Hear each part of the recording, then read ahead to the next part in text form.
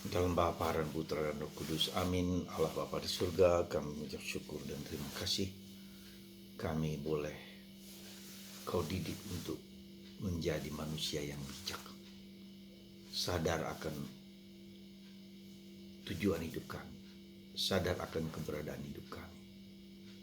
Mempersiapkan iman harapan kami sebagai bekal dalam perjalanan hidup kami. Terpujilah namamu kini dan sepanjang segala masa. Amin. Para saudaraku terkasih dalam Kristus, kita diberi suatu perumpamaan yang mungkin kita gampang mengingatnya. Ya, ada 10 orang gadis, 5 bodoh dan 5 cerdas atau bijak. Dan mereka menantikan kedatangan Mesias yang digambarkan sebagai perkawinan, sebagai mempelai. Tapi karena mempelai tidak datang-datang dan habislah minyak dari sang 5 gadis bodoh itu, dan sang 5 gadis cerdas tidak mau memberikan minyak kepada mereka. Dan ketika mereka memberi minyak, maka datanglah sang mempelai. Lalu 5 yang cerdas itu bisa masuk ke ruang perjamuan dan ditutup pintunya. Lalu si wanita bodoh itu tidak bisa masuk lagi. Apa arti makna dari cerita ini dan kisah ini dan perumpamaan ini? Saya kira sungguh sangat dalam, sebetulnya sangat-sangat dalam maknanya. Maknanya adalah apa? Bahwa sang mempelai, kedatangan sang mempelai kedua kalinya adalah saat di mana kita semua akan menghadapi saat kematian. Jadi kebijaksanaan itu berarti apa? Kita harus mempersiapkan diri akan kedatangan sang mempelai kapan saja, saat apapun.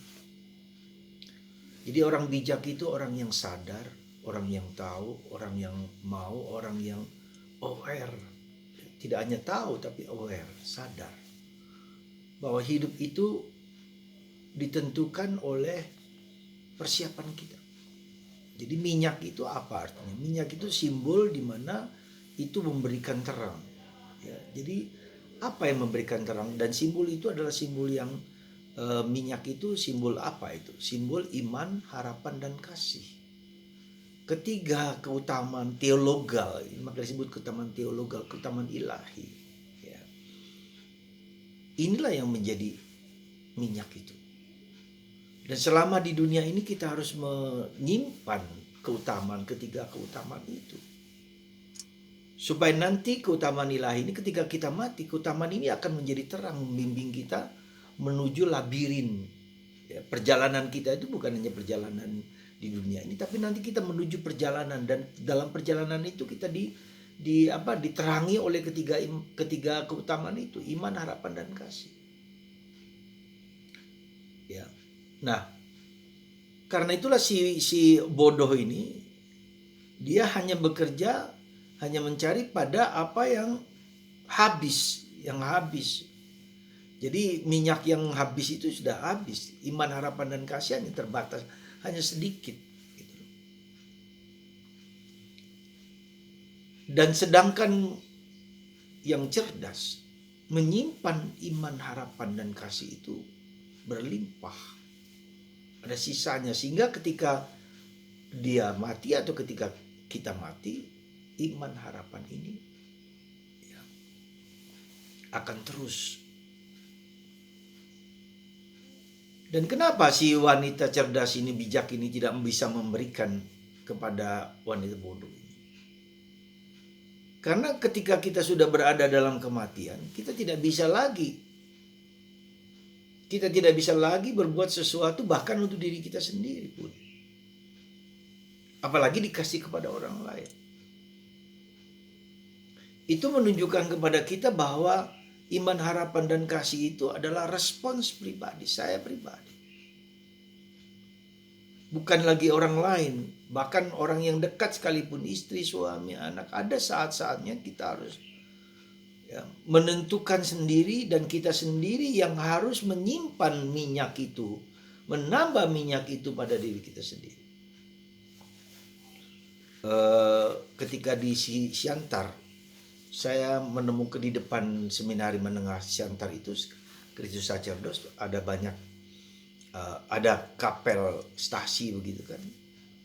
Dan berkali-kali saya amati seorang bapak, banyak bapak yang mengantar istri dan anaknya untuk pergi ke gereja, tetapi dia sendiri tidak.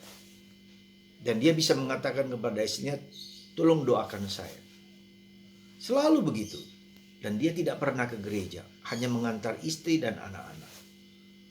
Saudara, hidup iman, harapan, dan kasih tidak bisa diwakilkan. Tidak bisa diwakilkan. Jadi bagaimana kita, imanku, harapanku, dan kasihku, aku yang harus bertanggung jawab. Aku harus menimbun, aku harus mencari, aku harus berusaha. Ini jawaban pribadi kita. Tidak bisa kita mengatakan Anda mengatakan kepada istri atau kepada suami, titip salam untuk Yesus, doakan saya. Tidak bisa. Pada akhirnya setiap orang diadili oleh apa yang kita lakukan ketika kita menimbun harta, menimbun kekayaan dan habis. Tapi ketika kita menimbun iman, harapan, dan kasih, dan itu kekal, kekal ya, jadi nggak akan hilang, nggak akan habis. Itu. Nah, yang kedua, bagaimana supaya kita juga tetap sadar, ya, tetap sadar, tetap tahu. Karena juga bisa kita lupa, bisa kita tidur, bisa kita lalai, bisa kita abai. Yaitu apa? Dengan merenungkan sabda Tuhan. Merenungkan sabda Tuhan. Sabda Tuhan itu juga bersifat ilahi, bersifat kekal, bersifat abadi, eternity.